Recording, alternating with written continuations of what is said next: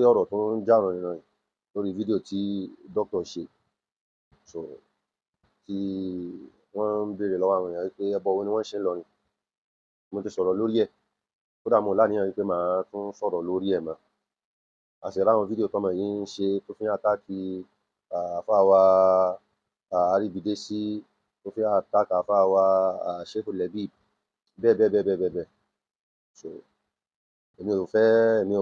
àwọn kan bẹ́ẹ̀ ni èmi ò ní bùkátà sí. Mo ní bùkátà sí. Àmọ́ ló fà á tí mo fi padà wá ní interest nínú ọ̀rọ̀ yìí.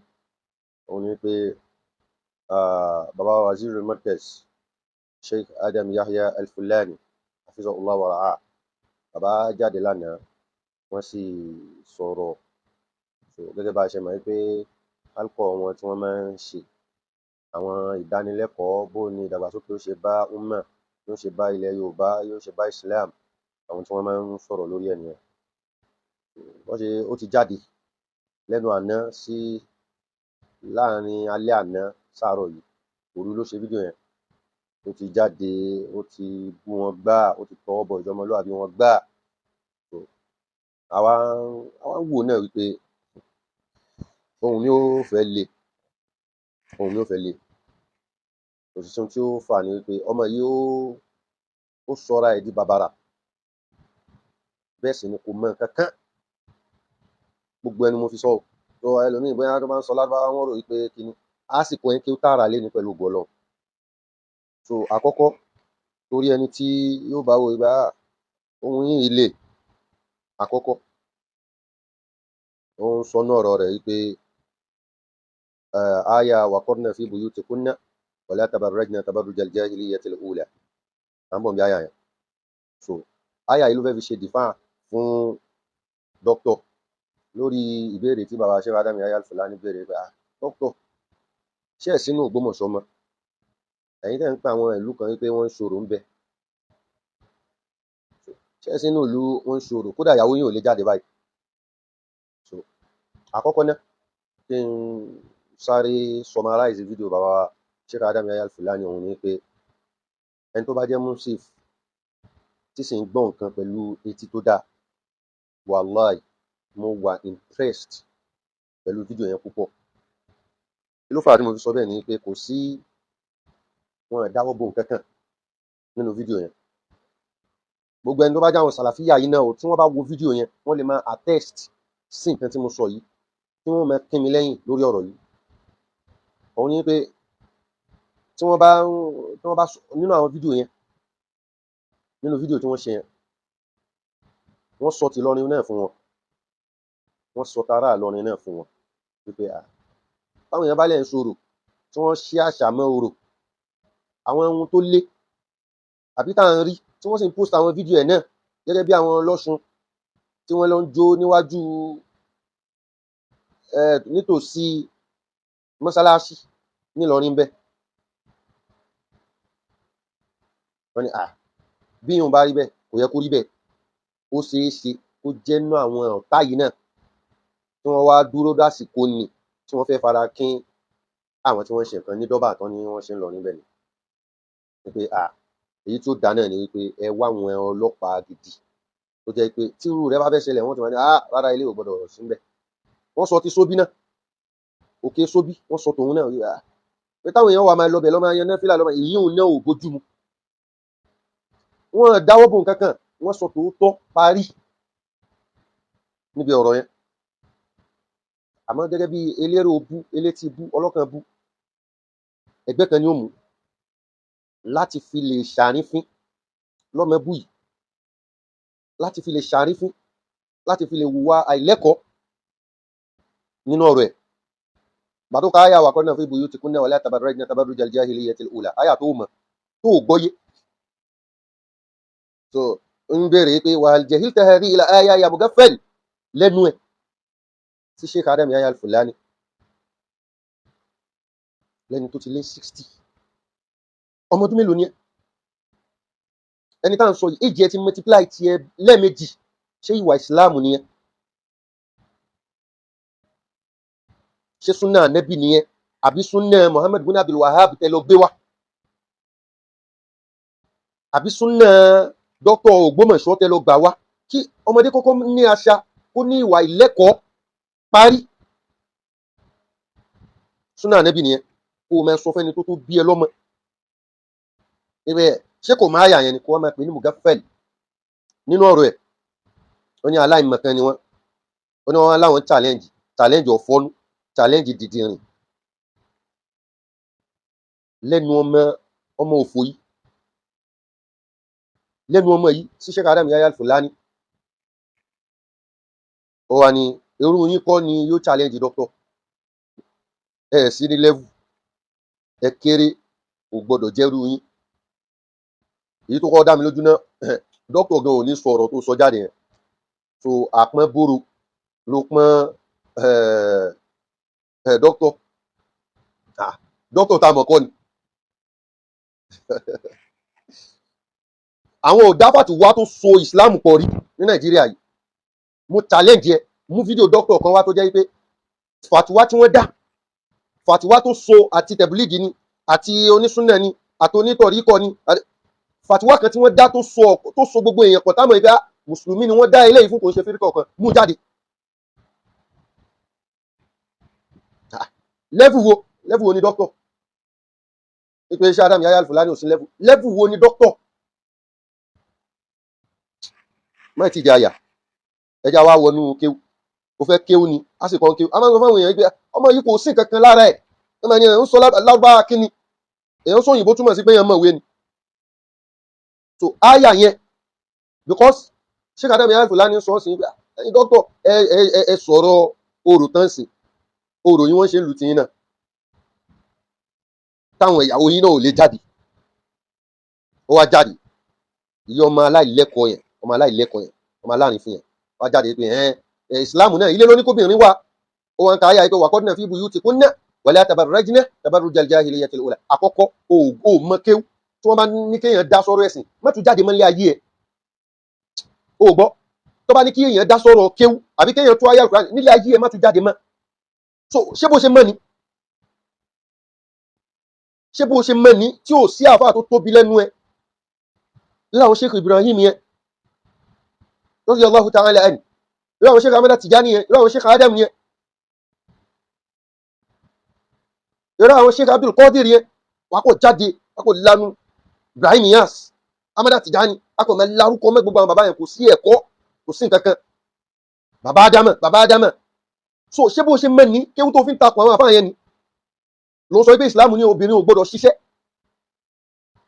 Islam ní obìnrin ò gbọdọ̀ ṣiṣẹ́ lẹ́nu tiẹ̀ wípé ilé ló ní káwọn obìnrin wà. Ó parọ́ bẹ́ẹ̀ ni. Àyà tó sì kóòtù yìí, khususiyya Ànábì nìkan ni sallallahu alayhi wa sallam. Fún mi gbọ́, khususiyya Ànábì nìkan òun ni àyà yìí. Tó bá wà àwọn obìnrin mùsùlùmí tí ọkọ wọn bá fẹ́ kí wọ́n kọ́ ṣe àwọn ìyàwó Ànábì, kò sí tó burú bẹ́ẹ̀. Àmẹ́kọ̀ọ́ ní obìnrin mùsùlùmí o, ilé nìkan náà ni kí wọ́n wà. Irọ́ ló pàmbẹ̀. Ẹjẹ́ alọ́nu àyà tí ọmọ arìndìn, ọmọ aláìlẹ́kọ̀ọ́ yìí, ọmọ olódo yìí, àyà tó ń kà nínú Suratul Ahzab ní àyà 32 àti 33. Àyà tó fi ń wùwà ìlẹ́kọ̀ọ́ tó ń sọ pé level kan. Ṣé level tó wà ní? Level tí dókítà wà ní? Ẹ sọ Islam di party, ẹ sọ Islam dẹ̀sìn ìlú. Nítorí ọjọ́ mọ Ògbómọ̀ṣọ́. Ṣé dókítà nìkan làfà ni? Ó dánú Ògbómọ̀ṣọ́ ń bẹ̀ náà, dókítà nìkan làfà. So ṣé level ẹ ní? Level dókítà ní? Level ẹ ṣé òun ní? Level dókítà ní? Àtúrà àwọn ẹlòmíràn tí wọ́n fọ́dún fọ́ra parí. Kéèyàn má jẹ lẹ́sìn gan, kí ọmọ tí ó ju 30 something years kó máa sọ̀rọ̀ sí bàbá 60 something. Ṣé level yín ní? Àkídà tí wọ́n gbélé yín lọ́wọ́ nì. Wọ́n sọ pé obìnrin wọ́n tẹ̀ ní kó má jáde nílé rárá. Kódà màá tún wá sọ fún ẹ, àìlẹ́kọ̀ọ́ tó ní, tí máa tún àyà yìí tán fún ẹ. Àwọn ìyàwó Ànábì tún lọ jà dáadáa. Lẹ́yìn àyà tó ń sọ yìí, lẹ́yìn ìgbà tí àyà yìí sọ̀kalẹ̀, àwọn ìyàwó Ànábì tún lọ jà dáadáa. Naam, inú Suratul Ahzab, àyà 32 àti 33. Ya nisa an-nabi, bismillahir rahmanir rahim. Ọlọ́run ya nisa an-nabi. Ọlọ́run ni mo pè yín ìyàwó Ànábì. Lastunna ka ahadin minan nisa. Ẹ kọ́kọ́ gbọ́. Ya nisa an-nabi. Ta lọ́lọ́run dojú ọ̀rọ̀ kọ. Àwọn ìyàwó Ànábì ní ibi tọ́lọ́run bá ti ń bá gbogbo mùmínà sọ̀rọ̀, yóò dìdí lámẹ́lẹ̀ ni. Wa kul للمؤمنات يغضضن من أبصارهن ويحفظن فروجهن bọ́lọ̀n bá àti ìyàwó ànábì o àti ẹni tí bọ́lọ̀n bá fẹ́ bá gbogbo ìyàwó àwọn mùmínì yóò bá wọn sọ̀rọ̀ lẹ́ẹ̀kan náà ya nisa ànábì ọlọ́run mo pè yín ìyàwó ànábì lastunna ka ahadin minan nisa ọlọ́run ẹ dàbí ẹnìkan nínú gbogbo àwọn obìnrin yẹn o ẹ̀yin gbé pẹ́ jù wọ́n lọ o ẹ̀yin yìí jù wọ́n lọ o in ittaqaytunna fala takhda'na bil qawl bẹ́ẹ̀ bá bẹ̀rù ọlọ́run ẹ gbọ́dọ̀ máa dínwó sọ̀rọ̀ ẹ gbọ́dọ̀ máa ṣe ohun bákan débi wípé fayatma alladhi fi qalbihi maradun ọkùnrin ẹni tí àárẹ̀ wà nọkàn rẹ̀ tẹ́lẹ̀ yóò wá máa nà mẹ́yìn yóò máa wé àbí ń jù sí mi ni àbí torí mi ní ṣe ń ṣe kinní kan ni.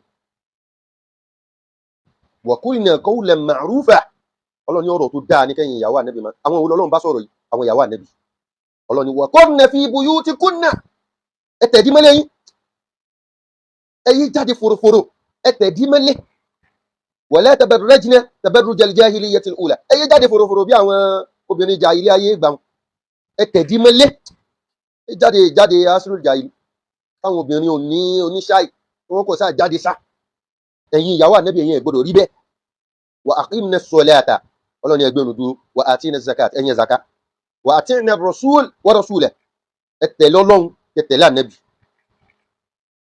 innama yuridu Allahu liyuzhiba ankumur rijza olódò aláàrin dín ọmọ yẹn sórí tọ́lọ́run fi tẹ̀lé nínú àyà tó ń ká tó gbóyé wọ́n tó yẹ kán lọ ẹ̀róòlù kán ṣe ẹ̀róòlù ẹ̀ sílé kéwù kan àyà yìí ni wọ́n fi ń tú pé obìnrin náà ilé lọ́ní kan wà aláìlẹ́kọ̀ọ́ ṣé lẹ́fù tó fẹ́ lẹ́fù wa àti dókítà tẹ̀fín dá fàtìwá ni ó dáwọn àfàtìwá ni wọ́n fi ń ta yín ṣé lẹ́fù ẹni àyà ló ń là mẹ́lẹ̀ wípé innama yuridu Allahu liyuzhiba ankumur rijsa ọlọ́run fẹ́ gbé nǹkan àwọn nǹkan dẹ̀tí àwọn nǹkan nira àwọn wàhálà ni débi pé wọ́n wà máa lẹ́mọ̀yìn ìyàwó ànẹ́bí pé ìyàwó ànẹ́bí ló ṣe gbogbo kẹ́ni ọlọ́run fẹ́ gbé kúrò fún yín liyuzhiba ankumur rijsa ahlal bayt ẹ̀yin ará ilé ànẹ́bí wa yutahhirukum tatheera ọlọ́run sì fọ̀ yín mọ́ ní fífọ̀ tí ó fọ̀ yín mọ́ kan gidi àyà tó ń ká ní àyà tó gbọ́yé olódò olórí kíkú ẹ sì láwọn èèyàn ló dá kọ́mẹ́ǹtì ẹ̀ tí wọ́n sì máa kọ́mẹ́ǹtì pé nǹkan tó ṣe dà báwo lè yẹn ó ṣe máa bú àgbàlagbà ṣé tí wọ́n bá yanjú ọ̀rọ̀ ẹ̀sìn náà ó yẹ kó máa bú wọn àmọ́ kò lè dùn wá àwọn dòktóòrù tẹ́ ń gba fatiwa lẹ́nu wọn náà tí wọn bá ti bú èèyàn wọn àti ìmọ̀ yín báwọn yanjú ọ̀rọ̀ ẹ̀yin nìkan lẹ láhàn ni ẹ̀yin nìkan lẹ lẹ́nu ni kírú ẹ̀ yìí kó máa pe Sheikh Adam Yahya Al-Fulani nínú Mugaffal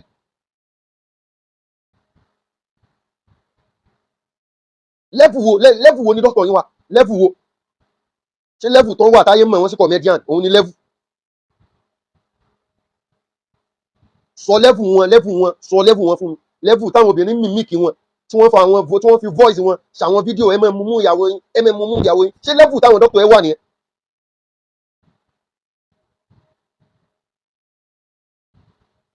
lẹ́fù tí àwọn dókítà ẹ wà ní kọ́ máa ṣe kútúbà kí kan máa jálù wọn lórí kí ṣé lẹ́fù wọn nìyẹn lẹ́fù dẹ̀dẹ̀lẹ̀ tó wà nìyẹn.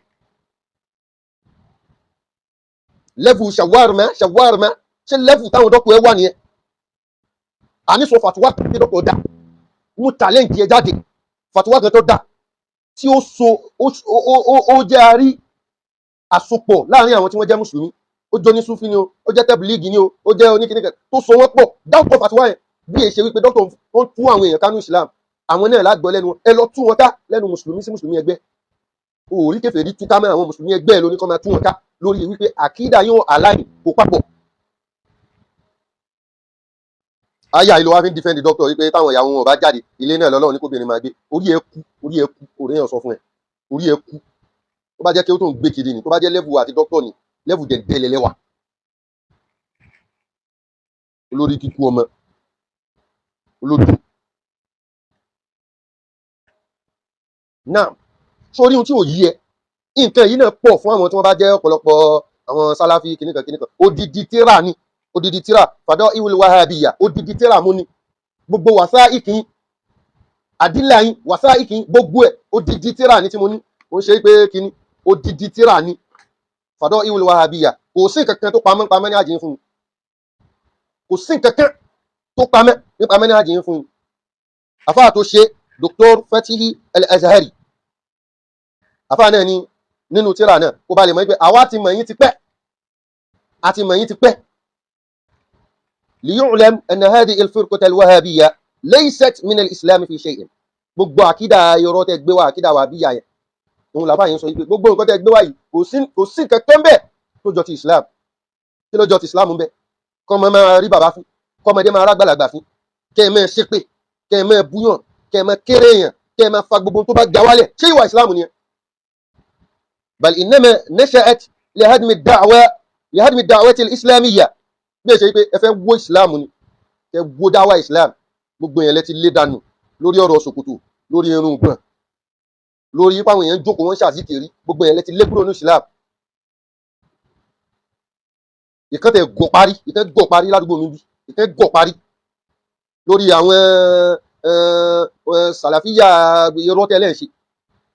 mo ń kí pé assalamu alaikum, obìnrin ló sọ fún mi pé wa alaikum. mo mọ̀ wípé lára àwọn àkídà òṣì tí wọ́n kó fún yín náà ni. ẹ wá balẹ̀ jẹ́, ẹ ń bọ̀nẹ̀ jẹ́, ẹ ń bẹbí jẹ́, ẹ ń bara jẹ́, ẹ lónítìjú, ẹ lóníbáwí, ẹ ní onítìjú, ẹ lóníbáwí, ẹ wá ń da ìlú rú, ẹ ń bàlú jẹ́. wọ́n ń pè yín ní kinní kan. ṣé lẹ́fù yín ni? ولتفريق الكلمة بين المسلمين وإضعافا لشوكتهم. òun náà ní pé kẹ́ fọ́ àárín àwọn mùsùlùmí bí wọ́n ṣe ní ṣe papọ̀ mọ́. ọmọ tí bàbá rẹ̀ rán lọ lé kéwú kó lè gbọ́ ẹ̀sìn yé, bàbá rẹ̀ sì ké wọn bá bó ti yé. wọ́n wá dé irú bàbá wọn yẹn, bàbá yẹn ó dẹlẹ́bọ nítorí bàbá yẹn fa tẹ̀sùbá, nítorí bàbá yẹn ṣe tọ̀rí kọ́, bàbá yẹn ti dẹlẹ́bọ lọ́dọ̀ ẹ̀. ṣóhun tẹ́ ń ṣe kọ́ ni kẹ́ máa fòpin yà sáàrin àwọn mùsùlùmí. وإضعافا لشوكتهم. ẹnu wọn tó kò kẹ wá jẹ́ kó lẹ̀ kó mẹ́sìn kankan mọ́ láàrin wọn. àwọn èèyàn wá ń wò wá láwò sunkún láwa tá a jẹ́ mùsùlùmí. lẹ́yìn eléré ibú yìí náà sì ni ìsìláàmù tó jẹ́ pé gbogbo ayé wọ́n fún wa lọ́wọ́ wa. wọ́n ń lo social media bí ẹni tí kò sí sàkọ́fà lára ẹ̀. wọ́n ń lo gbogbo àgbàlagbà lẹ́rí fún. nínú kọ́mẹ̀tì ẹ̀ náà ni, ní péjì ẹ̀ ní fídíò tó fi bú Sheikh Adam Yahya Al-Fulani yẹn, yẹn kan wá ń sọ bẹ́ẹ̀ pé ìsìláàmù yìí ṣé kò tẹ̀ sí respect ń bẹ̀ mọ́ ni. ẹni yẹn sọ níbẹ̀ ẹlẹ́sìn lérí ibú tẹ́lẹ̀ ló gbà wá. ìsìláàmù kọ́ lélẹ̀. ẹ wá tíra yìí, ẹ wá ẹ rí wọn tán odidi tíra ni ẹ wá. wọ́n lérí ibú ọmọ ṣé ẹ̀sìn ní lẹ́bùn yín ni.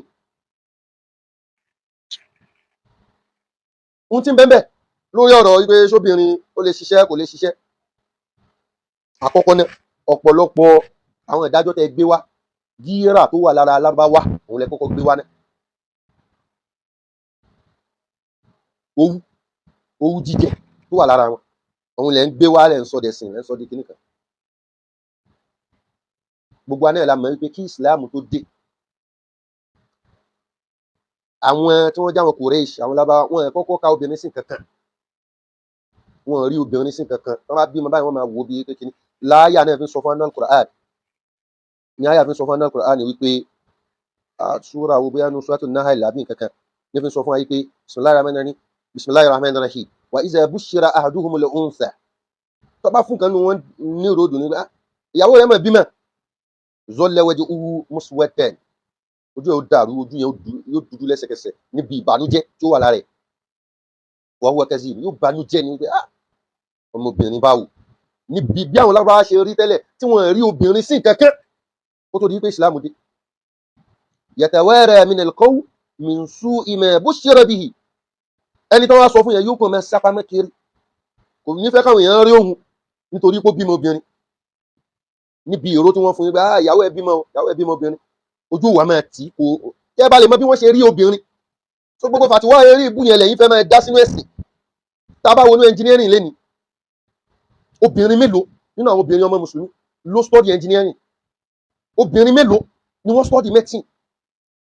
níbi ilé kókó obìnrin mélòó ni wọ́n wà láwọn banking and finance? even tó bá study ẹ̀ àti fi ṣiṣẹ́ wọn níjẹ́ kó fi ṣiṣẹ́. níbi mímọ sọ wípé ìsìláàmù ó ṣe gbákan, ìsìláàmù ó ṣàwò, irọ́ sì ní.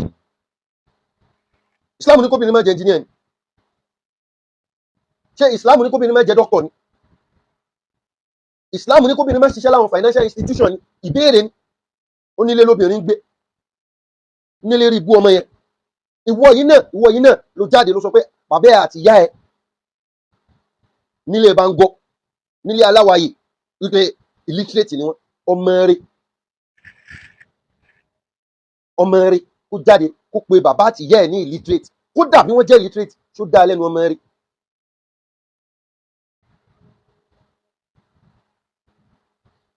lẹ́nu ọmọ rẹ̀. wa qul lahuma qawlan ma'rufa.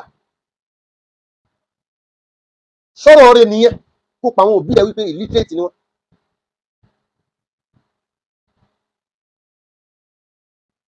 so ó ti wà bẹ́ẹ̀ lọ́dọ̀ àwọn Lárúbáwá kí Islam tó wá dé.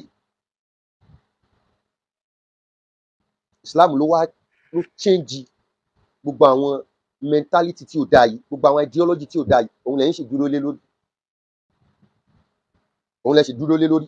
Àyà ni wọ́n sọ wípé ayumsikuhu ala hunin am yadussuhu fi turab. Àbí ẹlòmíì yóò máa kó yẹ̀yẹ́ lára wípé yóò máa rí bí nǹkan yẹpẹrẹ gbogbo òun bí obìnrin, àbí kọ́tẹ̀ lọ bọ́ ọmọ ẹni sábẹ́ yẹpẹ̀. ala sa'a ma yahkumun. Èyí tí wọ́n dá lẹ́jọ́ wọn, Ọlọ́run ní ẹ̀rí pé ó burú jáì. Kí ló ń bí inú lára obìnrin? Lẹ́yìn tẹ́ lọ gbé fíkìrà sàlàfíyà wàhábíyà nàìjíríà yìí, kí ló ń bí inú lára obìnrin? Débi pé obìnrin ò ní ṣe nínú mùsùlùmá. Society kan àbí community kan ṣó lè fọ́ọ̀mù láìsí obìnrin? Ẹ wá ń ṣe bí pé mẹ́sẹ̀jì Ànábì lọ, bí pé mẹ́sẹ̀jì àwọn sàábé lọ. Ilé kí lobìnrin wá? Ilé kí lobìnrin wá? So kó tó di pé ọ̀rọ̀ Islam bẹ̀rẹ̀, bẹ́ẹ̀ sì ni kí mùsùlùmá Islam tó fọ́ọ̀mù, wọ́n dé Mẹ̀dínà kí wọ́n tó sọ pé society yìí o society mùsùlùmí ni pọ́nbélé. Táwọn ẹ̀jọ́ míì náà bí àwọn Yẹ̀húdí àwọn Nẹ̀sọ́rá táwọn yẹn náà wà ní tiwọn o, àmọ́ pé tá a lè sọ wípé society wa yìí táwọn mùsùlùmí ni, òfin táwọn ẹlò táwọn ṣe gbogbo ẹ̀, wọ́n dé Mẹ̀dínà. Bẹ́ẹ̀ sì ni lọ́dọ̀ àwọn ará Mẹ̀dínà, àwọn ní value fóbìnrin, kódà kó tó di pa Ànábì dé, obìnrin wọn ní ṣe nínú ọ̀rọ̀ wọn, wọn máa sọ̀rọ̀, wọn máa ṣe gbogbo ẹ̀. Ànábì sì bá wọn bẹ́ẹ̀, kò sí abolish yẹ. Ànábì bá wọn bẹ́ẹ̀ kò ṣe kí ni, kò abolish yẹ wípé obìnrin kọ́ gbọ́dọ̀ ṣe nǹkan kan. Níbi tẹ́ ẹ ti mọ̀, wọ́n pe arábìnrin kan ní Ummu Sharik. Ànábì amẹ́ lọ, obìnrin yẹn mọ̀ nípa business gan gidi gan. Ànábì alọ́ máa bá yóò máa béèrè lọ́wọ́ ẹ̀ ń pa àwọn nǹkan ètò ìlú pé báwo ló ṣe rò pa lè ṣe léyìí, báwo ló ṣe rò pa lè ṣe léyìí, báwo ló ṣe rò pa lè ṣe. Tí ò bá ní ṣe, báwo l'Ànábì ó ṣe lọ máa seek economical advice, business advice lọ́dọ̀ obìnrin yẹn, tóbìnrin yóò bá ní ṣe. Níwọ̀ ọ̀dẹ̀ tó gọ̀ parí. Ṣó mọ̀jà Ànábì lọ ni? Ó mọ̀jà ń sábẹ́ lọ ni? Ṣó mọ̀jú wọn lọ ni? Ìgbà tí wọ́n sì débẹ̀ nínú mùsàmá yẹn, kó máa di pé obìnrin àtọkùnrin tí ò ní sí àbẹ̀wò ẹ̀ lọ́dọ̀ rẹ̀. Òun ló fa hadisi wípé tóbìnrin àtọkùnrin tó wà máa jókòó táyé ò máa fúnra sí wọn gbà ṣé ìyàwó rẹ̀ kí ló tán jọ dá wà. L'Ànábì ṣe ń sọ ló ṣe mú hadisi wá wípé iyyakum wad-dukhula 'ala an-nisa. Ó dọ̀wọ́ yín kẹ́ máa wọlé tó àwọn obìnrin ẹni àwọ̀, má kàn máa wọlé tó obìnrin. Ó kò lè wọlé tó ẹni àwọ̀ obìnrin tí ì bá ṣe lé àbẹ̀wẹ̀. Kọ́ máa rí yín kiri, bàbá lágbájá jẹ́ Ànábì faqala rajulun min al-ansar, èèyàn kan wá ń béèrè nínú àwọn Ansar, nínú àwọn ará Mẹdínà yẹn wípé ya Rasulallah, wọ́n ṣe Ọlọ́run, afara'ayta al-hamwa, ìmí ìgbé wáyé pé afara'aytum al-hamwa, ìgbé ẹni tó bá jẹ́ hamwa ń bí àwọn àfáà tú dáadáa, àwọn ẹ̀kan ní Abu Zawj, àwọn ẹ̀mí ní nínú àwọn fámílì ọkọ kal-akh wal-'am wa ibn al-'am, wọ́n ní gẹ́gẹ́ bí ẹ̀gbọ́n ẹ̀ àbábúrò ẹ̀ lọ́kùnrin, gẹ́gẹ́ bí ọ́nkùlù ẹ̀ àbí ọmọ ọ́nkù ẹ̀ tó bá jẹ́ tọkọ, wọ́n lè rí wọn pẹ̀lú ìyàwó. Àwọn míì sì ní irú àfáà wa Lays bin Sa'd radiyallahu anhu, òun ní Abul Mar'a, níbẹ̀ yẹn ó ní bàbá ọmọ yẹn ni. Òun l'Ànábì ń sọ torí èèyàn béèrè wípé ẹni tó jẹ́ bàbá obìnrin yẹn ń kọ́, ìyàtọ̀ ẹ bá ní kọkùnrin máa wọlé tó faqala, Ànábì wa sọ báyìí pé al-hamu wal-mawt, èyí tẹ̀ ń wí ẹ̀yìn ò ti kú, ìtumọ̀ rẹ̀ ni wípé ara rẹ̀ ò lè dìde mọ́, agbára rẹ̀ bá tẹ̀ ń dìde sí ara bàbá ọmọ yóò máa dìde sọ́mọ rẹ̀ ni, abẹ́gun ẹ̀ ṣé yóò máa dìde.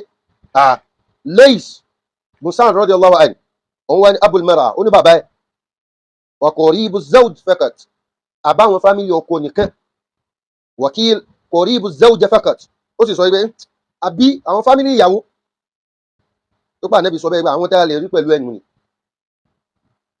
ṣùkú mẹ́dì wípé wọ́n wà máa rí ọkùnrin ọlọ́kùnrin àtobìnrin olóbìnrin nìkan papọ̀ láwọn ààyè, torí wípé mùsùlùmí yóò ti fààyè gbọ́kùnrin yóò ti fààyè gbóbìnrin.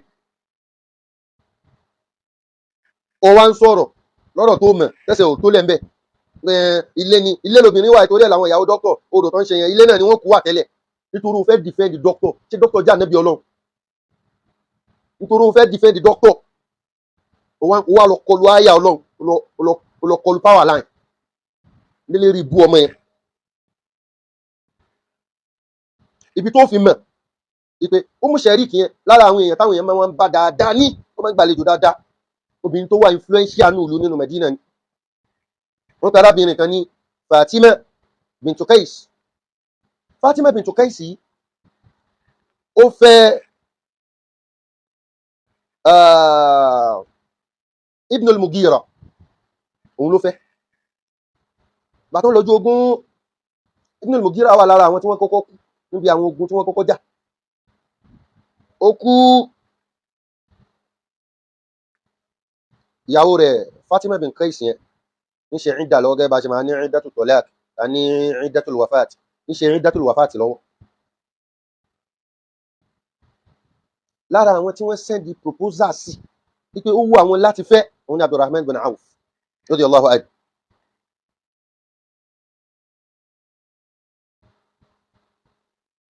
so lára àwọn tí wọ́n sẹ́ndì proposal sí ipa àwọn ní interest inú rẹ̀ láti fẹ́ òun ni Abdurrahman bin Auf. kódà Ànábì bá Usama ibn Zayd, Ànábì bóun náà sẹ́ndì proposal sí yóò wù mí kó fẹ́ lágbájá.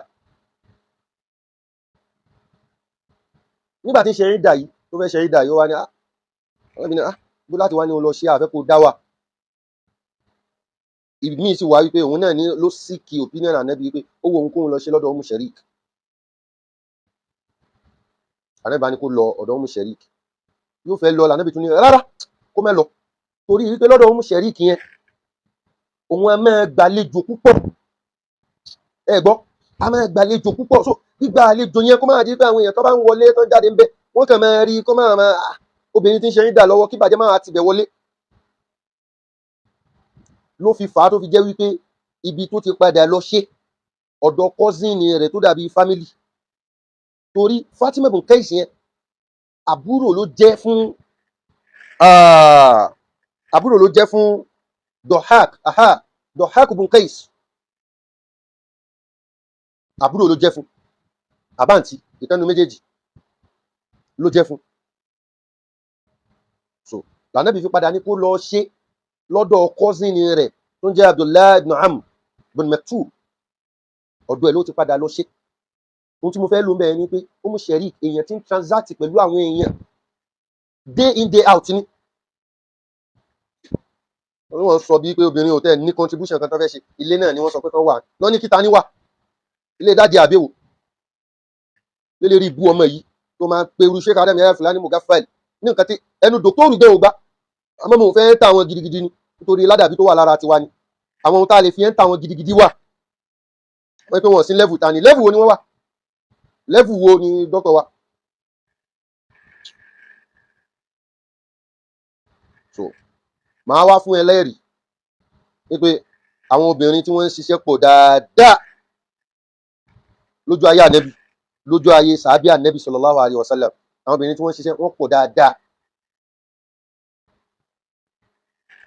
kódà jẹ́ kó fún ẹlẹ́rìí, mo sọ̀rọ̀ kan nínú fídíò yìí pé kódà àwọn ìyàwó Ànábì lẹ́yìn ìgbà tí Ọlọ́run sọ fún wọn pé waqarna fi buyutikunna, lẹ́yìn àyà yìí ìyàwó Ànábì sì ń lọjà dáadáa tójú ẹ̀ ò bá tóyún gbẹ́nu sọ́hun, ṣé lẹ́fù ẹ náà ni tó nílé lóbìnrin wà, ṣé lẹ́fù ẹ ní lẹ́fù àti dókítọ̀ ní torí wọ́n take pleasure bí kó máa bú àwọn èèyàn tí wọ́n sì lè bọ́ sọ̀rọ̀ ó sì lọ́wọ́ àti wọn gbà máa ṣe dáwọ́ ẹ pẹ̀lẹ́pẹ̀lẹ́ má bú àwọn èèyàn so ṣe level yín ni wọ́n ní wọ́n sí level Sheikh Adam Yahya Al-Fulani ti tírà tó ń kọ tó ń translate sí Yorùbá yẹn àbí ló fi yàtọ̀ sí Ìjàpá àti Yánníbo level wọn nìyẹn wọ́n ti túbú lúgùn mọ̀rọ̀ level nìyẹn akuri àtẹni tí wọ́n ń pè ní Maghrib tí wọ́n ń pè ní Masad gbé kó wá gba Wissam so level dà ó mọ̀ kan tó ń jẹ́ level ni àwọn ìlú tó ti ń jẹ tọ́kì ló ti ń pe àfáà yìí àwọn ìlú tó ń jẹ tọ́kì òun ló ń pè wọ́n ó túwèé sí Yorùbá ìyẹn ni level akuri nìyẹn tó bá rí nǹkan kan tó bá ti rí nǹkan kan lára Amẹ́ríkà sì yẹn fẹ́ ṣe láti bó síbo kéwú o tó bá jẹ́ kéwú tuntun mi gbọ́ kéwú Amẹ́ríkà sì wàá ṣe pẹ̀lẹ́ náà hadith yìí tó bá wọnú Sahih al-Bukhari hadith 5237 ó ní حدثنا فروة بن أبي المجراء حدثنا علي بن مسهر عن هشام عن أبيه عن عائشة أنا بوا لا تدو يلا عائشة قالت أني الله وصبايك خرجت سودة بنت زمعة ليلا في السودة أم زمعة نحن يا النبي وجاد لورك فرآها عمر سيدنا عمر باري فعرفها سيدنا عمر بدام يا النبي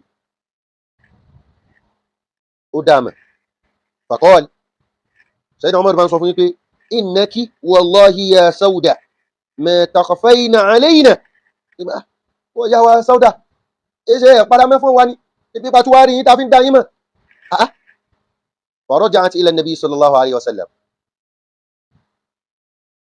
وبا يا سودة بقى داسلي فذكرت ذلك له وبدا أولوبا النبي وبا فان النبي ني ìrúnpa nǹkan tó ṣẹlẹ̀ wa huwa fi hujrati yata'asha so Ànábì sì ń bẹnu yàrá rẹ̀ tí ń jẹun ó ní Ànábì ń bẹnu yàrá mi tí ń jẹun alẹ́ wa inna fi yadihi la'arqan egungun ẹran tí ń jẹ ó wà lọ́wọ́ ẹ̀ báyìí ló wá ń fún ní ìròyìn bá ó máa pàdé Sayyidina Umar ló wá rí mi bá ó tún para mọ́ fún wa ni táà tún wá ń pàdé ẹ̀ kiri lọ́nà táà ń pàdé ẹ̀ kiri lọ́nà èéṣe èyí bá sọ bẹ́ẹ̀ fún Ànábì pé Sayyidina Umar challenge òun bẹ́ẹ̀ fa unzila alayhi fa rufi'a anhu so bí n ti ń sọ ni wáyé bá ń sọ kalẹ̀ fún ìmísí ń dé fún pé ohun tó fi fèsì ni ń bẹnu hálì yẹn fa rufi'a anhu wọ́n bá gbé kúrò nù hálì yẹn kúrò láàrin ìṣẹ́jú díẹ̀ tí ìmísí yẹn fi wá ló bá lọ wa huwa yaqul Ànábì bá ní qad uzina lakunna an takhrujna li hawaijikunna qad uzina lakunna an takhrujna li hawaijikunna tó bá sọ fún mi ní ìsìn yìí wọ́n ti pa yín láṣẹ wípé ẹ lè máa jáde láti bí a bùkátà yín àwọn ìyàwó Ànábì nìyẹn tí a yà sọ kalẹ̀ fún yín pé waqarna fi buyutikunna tó bá rí bẹ́ẹ̀ fún ìyàwó Ànábì èwo làbọ̀rọ̀ sọ pé ìyàwó Dr. Sharaf Dr. Sharaf ìyàwó wọn jẹ́ ìyàwó Ànábì gan Ànábì náà lè jáde ìyàwó Ànábì gan Ànábì náà lè jáde tó wá ń dájọ́ ọ̀rọ̀ olódò lẹ́fù ẹnìyàn àbí a máa sọ lábára ló mọ kéwu rọ́wọ́ ló mọ̀ olódò náà láyé Sayyidina Umar radiyallahu anhu wọ́n pe arábìnrin kan ní Ashifa bint Abdillah bàbá ẹ̀ ní Abdullah ibn Abdi Shams arábìnrin yìí wọ́n ló wà lára àwọn tí Ànábì a máa síkì advice lọ́wọ́ ẹ̀ nípa ọ̀rọ̀ ètò business ọ̀rọ̀ ètò olú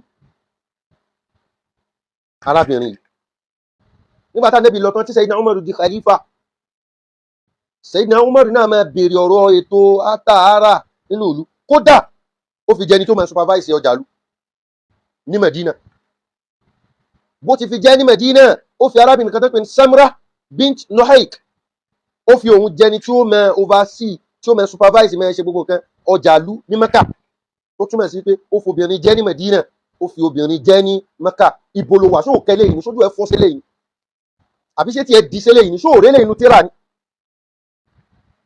ṣé lẹ́fù ẹ ni lẹ́fù ẹ sóhun ní tẹ wọ́n sọ̀rọ̀ bí pé obìnrin kò ní nǹkan kan tó fẹ́ ṣe nínú society bí pé obìnrin kò ní impact kankan kò ní róòlù kankan tó fẹ́ play nínú society ṣé lẹ́fù ẹ ni lẹ́fù wa àti dókítà ni fàtiwá yín ni alọ́ sọ wípé dókítà tó ń sọ wípé orò wà ń bì kan inú ìlú wọn tó orò wà ń bẹ tóbìnrin ò gbọdọ̀ jáde fàtiwá wo ni wọ́n rí ṣe sí yẹn àmẹ́lọrin ni hádà fún wa Ìlọrin lóró wà tí wọ́n lè sọ.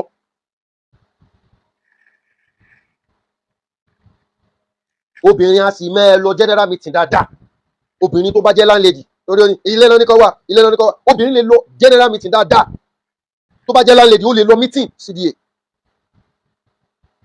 àmọ́ kò ní dàpọ̀ máwọn ọkùnrin ni wọ́n wà ayé obìnrin ó wà lọ́tọ̀ ayé ọkùnrin ó wà lọ́tọ̀ àmọ́ ní sè nínú ọ̀rọ̀ society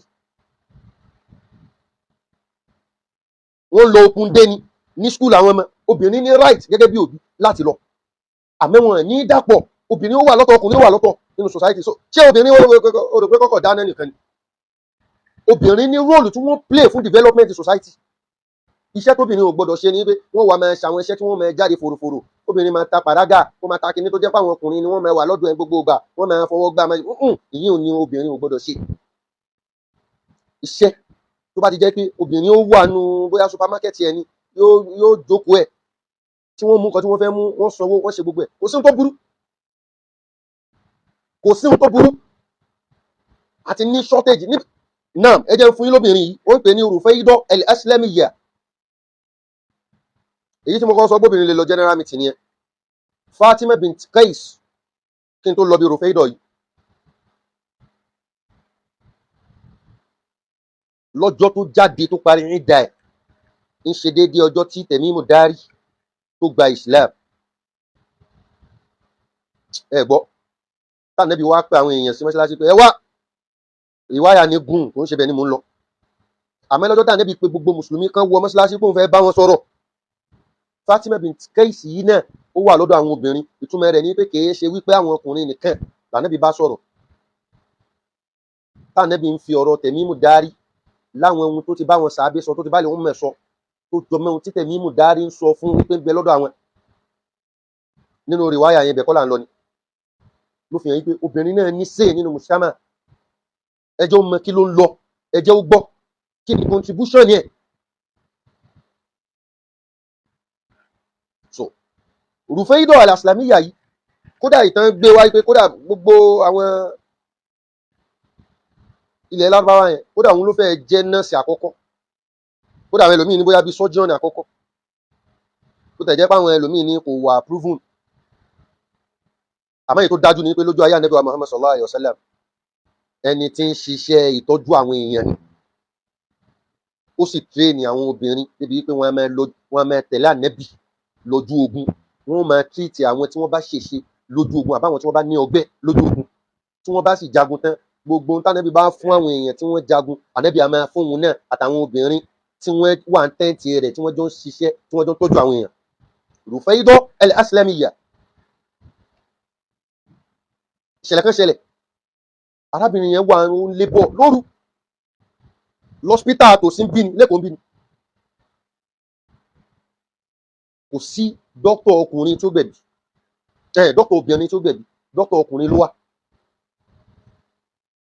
ọkọ yẹn sì ṣàgídí fún wípé àbí tí wọ́n bá mẹ́kì dókítà obìnrin available kò sẹ́ni tó gbẹ̀bí ìyàwó obìnrin yẹn sì kú sórí ìnira wípé òun rọ́bì yẹn láwọn oníṣòkòtò péńpé yìí náà ni o àwọn sàlàfíyà yìí náà ni ṣé ìsìlámù ni èèyàn ní Rufaidah al-Islamiyya tá a sọ yìí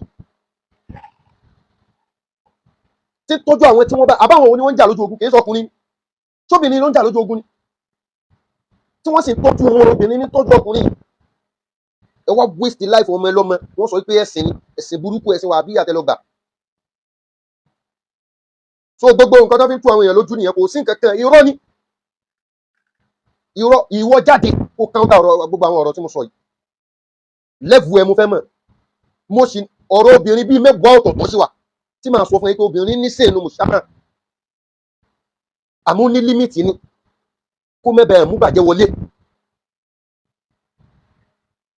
ẹ gbọ́ ó ní límìtì ni bọ̀kẹ́ sọ pé obìnrin ilé lọ́ní kan wà fàtiwá ẹ̀ nìyẹn fàtiwá wa àti dókítà nìyẹn lẹ́bùn yín nìyẹn irú ẹ̀ tó ń bú Sheikh Adam Yahya Al-Fulani ó lẹ́kọ̀ọ́ ó sì ní bíbí ni nílé aláwàyé ilé báńgọ́ yẹn ó ní bíbí ni tó bá ní bíbí wọ́n ti pè ọ́ wọ́n ti ṣe ṣáì fún ẹ àbí káwọn òbí ẹ ti jáde kí wọ́n ti sọ̀rọ̀ ibà ọmọ tí ń bú Sheikh Ibrahim yìí ọmọ tí ń bú kíní àti sọ fún kò gbọ́ ní o àìjáde wọn ti hàn wípé o ò lẹ́kọ̀ọ́ wọn kó ẹ so ẹ má gbàtàn jẹ́ o ẹ má gbàtàn jẹ́ táwọn ọmọ yín bá fẹ́ ṣe medicine engineering ni ẹ jẹ́ kán ṣe Islam àti ní shortage ní gbogbo nǹkan yìí pẹ̀lú àwọn fíkírà kókókókókó tí wọ́n lè kókó mẹ́ gbogbo nǹkan ìkan náà jáde láìpẹ́ yìí wọ́n sọ̀rọ̀ wípé wọ́n change aṣọ sàárè wọ́n change kìnìkan ta ló ń bọ sàárè ta ló ń béèrè nǹkan lọ́wọ́ sàárè wọ́n yé change aṣọ sàárè ànẹ́bì wọ́n yé change ẹni ilẹ̀kùn mẹ́rin ló wọbẹ̀ ilẹ̀kùn mẹ́rin ọ̀tọ̀ọ̀tọ̀ ló wọ bí tí wọ́n sin ànẹ́bì sallallahu alaihi wasallam Sayyidina Umar Sayyidina Abubakar babu tahajjud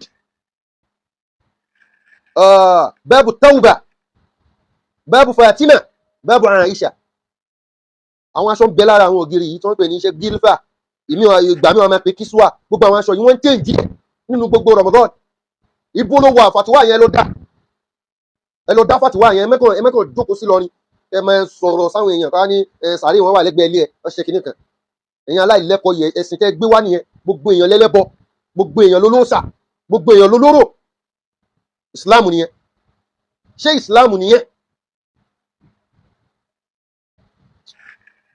ní sọjọ́ lè lọ wọ́ jáde mo fẹ́ mọ lẹ́vù ẹ̀ gan lẹ́vù ẹ̀yẹn mo fẹ́ mọ̀ jáde kó wá takò àwọn kan wọ̀nyí jáde kó wá takò òun ṣe àwọn ìyàwó ànẹ́bì ni ya nisa ànẹ́bì lastunna ka ahdin min an-nisa jáde wípé kò ń ṣe àwọn ìyàwó ànẹ́bì ní àyà yẹn bá wí aláìlẹ́kọ̀ọ́ ọlọ́run máa ṣe àlẹ́ òun mọ̀ láǹfààní o ọlọ́run máa ṣe àlẹ́ òun mọ̀ láǹfààní àwọn wọ̀nyí iná fìtínà ni wọ́n ń dá ọlọ́run bá wa pa gbogbo àwọn bàbá yẹn ni wọ́n gbọ́ súnà yìí ni wọ́n fi sọ pé ọlọ́run bá gbé súnà nẹ́bì ga báwa rẹ bídí àṣetánì ńlẹ̀ gbogbo àwọn bàbá yẹn mọ súnà àwọn bàbá yẹn náà ni gbogbo wa yìí wà ìtàwá bẹ̀rẹ̀ sí ní hánà bẹ̀rẹ̀ sí ní abídíà Sheikh Adam rahimahullah ọlọ́run máa ṣàlékún kẹ́ fún wa o gbogbo àwọn bàbá tí wọ́n ti lọ Sheikh Salati ni bàbá Alágbàjì ni Sheikh Kamaluddin Al-Adabi bàbá wa Lámúni gbogbo àwọn bàbá yẹn pátápátá ọlọ́run máa ṣàlékún kẹ́ rẹ̀ fún wọn bàbá Sheikh Jami Bilala ni ọlọ́run máa ṣàlékún kẹ́ rẹ̀ fún wọn bá wa ṣàlékún mẹ́lẹ̀ rẹ̀ bá a ṣe sínú kábàárì wọn lọ bisimilahi qul huwallah bisimilahi rahman rahim qul huwallahu ahad allahu samad lam yalid walam yulad walam yakun lahu kufuwan ahad afáàgbà fún gbogbo ilẹ̀ Yorùbá lẹ́nu Sheikh Muhammad Habibullah Adam Abdullah Al-Ilori hafizahullah wala ọlọ́run bá a ṣàlékún ìṣọ́ rẹ̀ bá a ṣàlékún ààbò rẹ̀ bá a ṣàlékún àsọ̀bádé bá a ṣàlékún ìjẹ́rí ọ̀tá gbogbo ibi tọ́ta bá tilẹ̀ mẹ́ wá àtìta àtilé àtòkè àtilẹ̀ ọlọ́run kan ṣàmà bá a gbé bàbá Mawlana Mudirul Markaz máa bá a gbé wọn lékè o ọlọ́run náà Muhammad wájú ọlọ́run ọlọ́run suratu Quraysh bismillahir rahmanir rahim ilafi Quraysh ilafihim rihlata ash-shita'i was-sayf falyabudu rabba hadha al-bayt alladhi at'amahum min ju'in wa amanahum min khawf subhana rabbika rabbil izzati amma yasifun salamun ala al-mursalin walhamdulillahi rabbil alamin assalamu alaykum wa rahmatullah